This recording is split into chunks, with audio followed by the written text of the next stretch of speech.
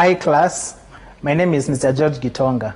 Today we'll be looking at BJLS 2105, crime prevention, and our topic today shall be principles of crime opportunity theory. So you can start by looking at the introduction. So previously I looked at the theories of crime opportunity, the first one being routine activity theory, which talked about predatory crimes being the first thing that must be there for a crime to occur is the suitable target, motivated offender, and lack of guardianship. Then the second theory was the crime pattern theory. That one was involving interaction of people and the environment. And the last one was the rational choice theory that spoke about the decision making of the offender. So we'll look at all of those as we look at the 10 principles. So the first principle is opportunities play a role in causing all crime. So for there to be a crime that is occurring, there must be an opportunity. So for example, if you have a burglary, for someone to come and steal things in your house, either you have left an open door or an open window. So all that is an opportunity. Or even if you're talking about you students, if you want to commit a crime of exam cheating, there are those opportunities that you'll take advantage of. For example, no invigilation, big room, or somewhere where maybe too many students that invigilator cannot control. So all of those opportunities are what play a role in causing certain crimes. Even here you're looking at bars and restaurants. So for example, you can see here, design of the pub may play a role in a crime occurring. For example, if the pub is too big, you may not be able to control everybody. For example, you see here, the clientele, if it's many males. As you know, men are very volatile and can be easily aggressed. So if you have so many young people, that presents a risk for violence. And also probably, if the staff you have are not well employed or well trained, for example, bouncers. If your bouncers are very easily aggressed, you cannot expect them to come and control your clientele. So all of those opportunities play a role in causing crime. Then you have a second principle. Crime opportunities are highly specific. So you can focus on the two crimes you had previously looked at. For example, if you have a burglary, its opportunities are unlocked doors and unlocked windows. But if you're talking about robbing a bank, of course you cannot say that the door being open is an opportunity because we expect that doors of the banks are open. Or for example, if you talk about exam cheating, the opportunities for that exam cheating are not the same as the opportunities for a burglary. So different crimes have different opportunities for them. Then also here you're talking about reducing the opportunity. So for example, if we are talking about a burglary, or let's take this example. When you go to your favorite mall, you normally you go with your car, you have that chip that you insert for the payment toll. So as you see here, that will be able to protect your car from getting stolen. But it doesn't mean that someone would come into your car and steal whatever is inside. Or for example, you take the example of a burglary where you may lock your house, but whatever is outside your house, it will remain vulnerable for people to come steal. So just because you've reduced the opportunity for burglary, doesn't mean that you've reduced the opportunity for things outside your compound getting stolen. Then you have a third principle. Crime opportunities are concentrated in time and space. So this is where the routine activity theory comes in. So it talks about one routine activity is when you come from your home to go to school or to go to work. So that activity means that your house is vulnerable to burglars coming to steal because you are not available. So the points that justify this principle is the first one, many people and things are not suitable targets for criminal attack. So for example, we can talk about a soldier. No person in their right mind will go attack a soldier or a police officer. So these people, they are not prime for criminal attack. Then also, many locations are unfavorable for crime to occur. So you may take an example of a police station or an army barracks. So no one in their right mind will say, let me go attack these barracks because it will put your life at risk. Then also the third one is, a given location may be ideal for crime at one time, and available at another time. So for example, a supermarket. It's easier to steal a supermarket at night when there is nobody compared to during the day when there is security and other people present. Then also this fourth point, it talks about guardianship. So a guardian is someone whose presence means that the crime will be discouraged. For example, a homeowner. The presence of a homeowner will discourage something like a burglary, a receptionist, there won't be petty theft, and also security guards, your house won't be robbed as a result. Then the last one, nor can the most likely offenders be everywhere. So you cannot expect an offender to be at every possible crime target. So all of these 5 points mean that these opportunities will be spaced out in time and space.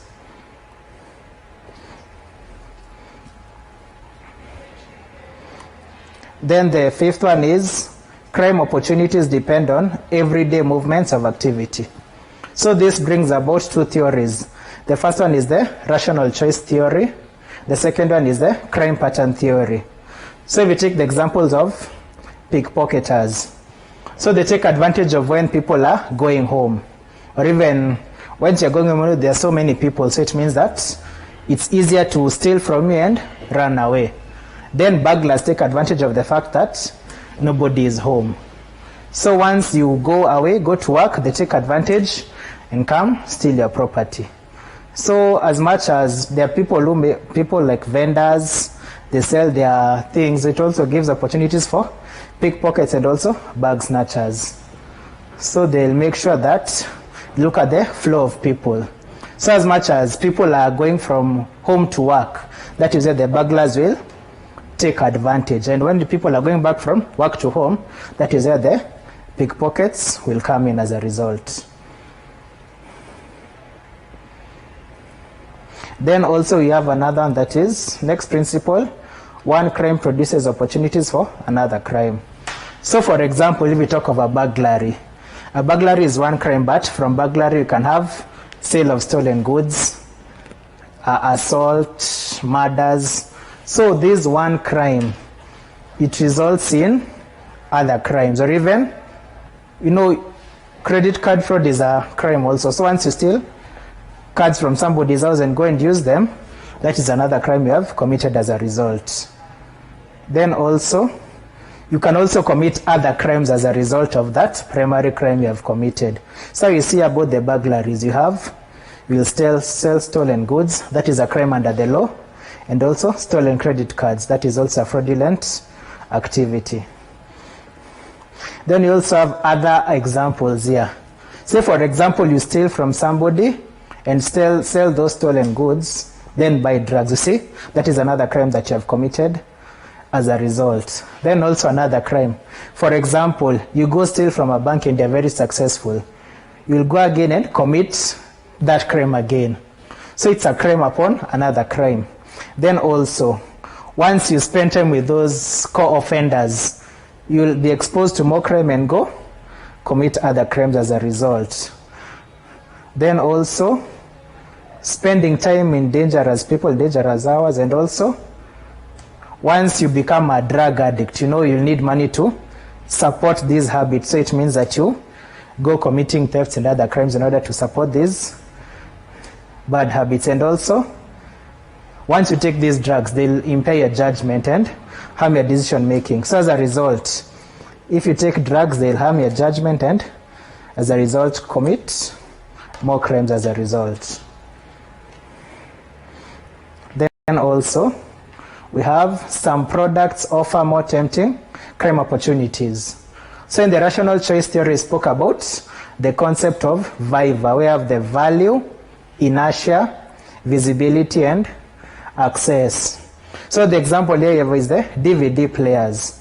So of course they are high in value. Inertia means that they are easy to carry. Visibility means that you can see them easily, and also accessibility. The offender can easily access this product. Or even an easy example is cash. Cash is of high value, can easily carry it, it is easily visible, and also you can access it easily. So of course all this is what makes the decision making of the offender as a result. So there are results that also show some vehicles are of more risk compared to others. So that is about the value. Because as a thief, you choose to steal something that is of higher value compared to someone, because maybe you want to resell it in the future. And also it talks about shoplifting and other things. So when you see here cash fits the waiver criteria because it is of high value, easily carried, visible, and also easily accessible. Then you also have jewelry, things like gold, diamond rings. The value is high, they're very light, they're visible, and also it's easy to access them on the target. So that's why it says lightweight goods, their robbery has increased because they fit these 4 criteria. Then also it talks about social and technological changes produce new crime opportunities. So this is where you talk about computers. So there are 4 stages of every new product. So for example, innovation. Innovation is where you come across a new product. For example, computers. So when you are producing these computers at the start, they are very expensive. Nobody knows how they are used, and also they are bulky. So if you want to steal such a thing, it will be of no use because you don't know how to use it in the first place, and also because it's expensive, you won't sell it to anybody. So it is of no use to you. Then the second part is the growth stage. So now things are already in the market, and it means that you can start to understand they are being used.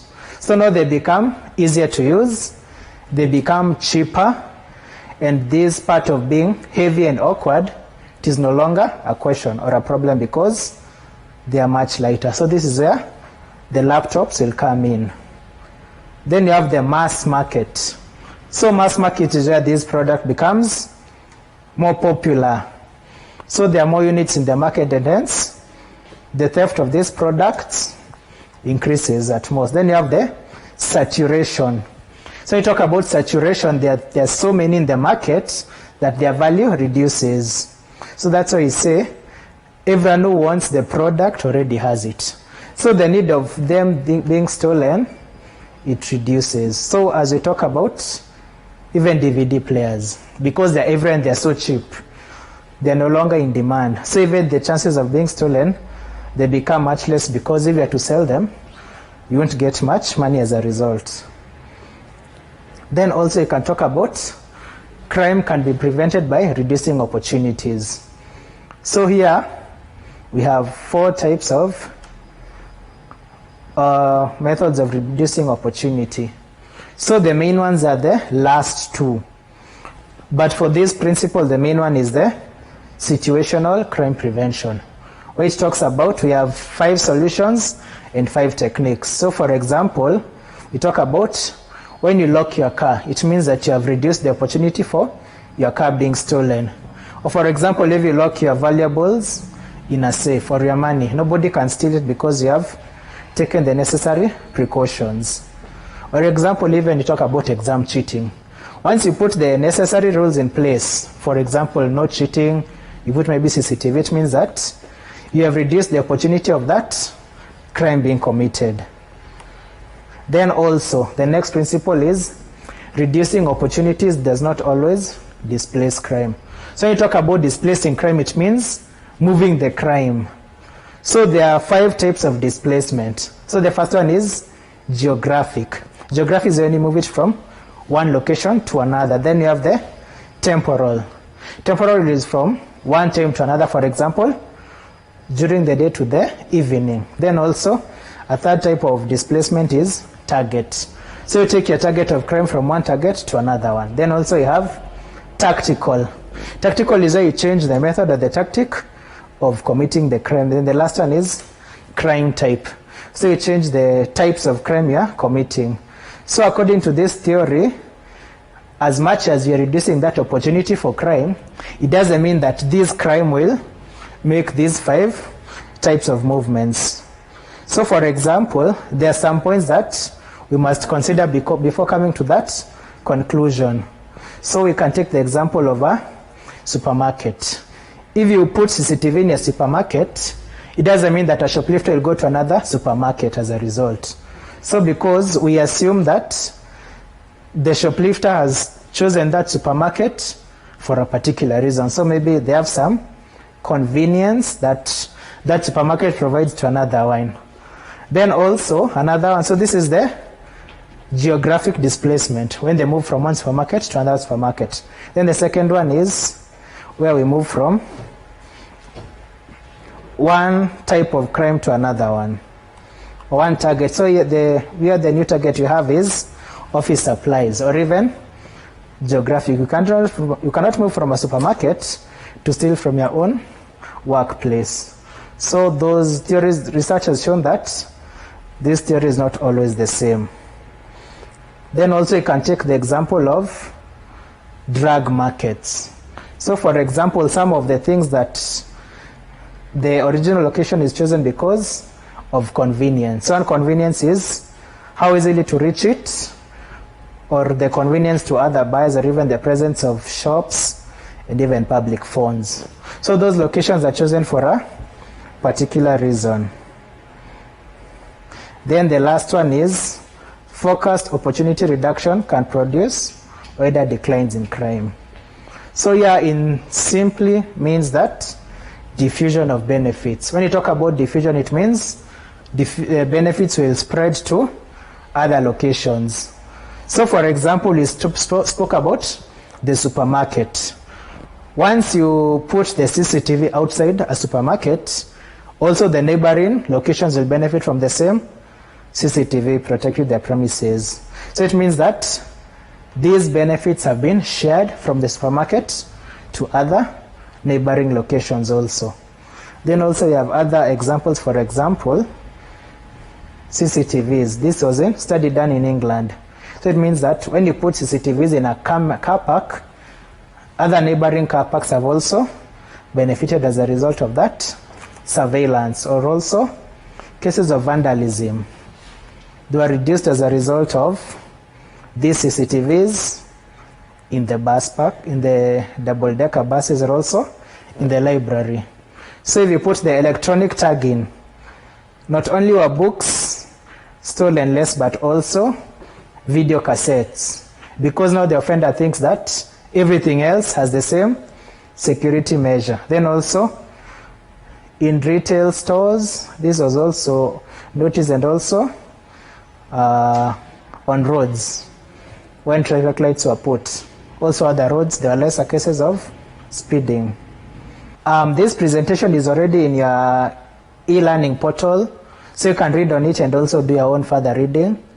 And also thank you for your time, and that's the end of our class. These televised lectures supplement our robust online learning going on our MKU online platform. You can view more on our televised lectures via our online platform. We are in a digital era, and Mount Kenya University knows this. The following are the steps to follow so as to complete your online application. Download the application form from the website www.mku.ac.ke.